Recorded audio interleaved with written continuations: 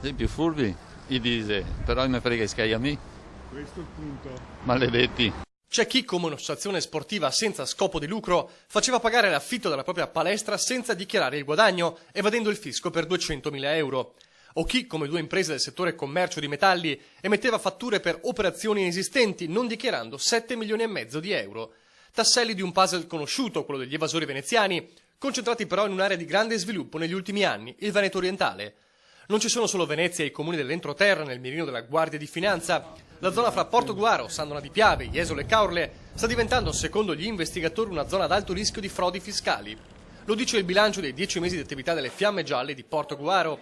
Un dato emblematico su tutti.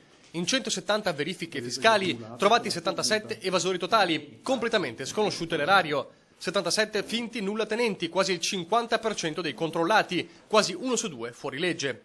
La raffica dei controlli nel 2012 ha portato gli investigatori della Polizia Tributaria a far emergere oltre 62 milioni di euro di redditi non dichiarati e un'evasione dell'IVA di 13 milioni. Un boom nella zona dell'Emene, costantemente nel mirino della finanza. E non mancano i furbetti del ticket e delle prestazioni sociali agevolate, 65 finti poveri pizzicati in meno di un anno, senza contare che la consistente presenza in zona dei ristoranti locali, soprattutto nel litorale, non è salva da irregolarità. Registrate 132 posizioni lavorative fuori norma e 63 lavoratori, soprattutto camerieri, completamente in nero. Le Fiamme Gialle non mollano la presa nella zona, convinti, come sempre più spesso anche la gente comune, che la voragine dell'evasione diventa una delle cause principali del rialzo delle tasse. Continuiamo nella nostra opera di polizia tributaria investigativa e quindi continueremo ancora a cercare di far emergere situazioni di questo tipo.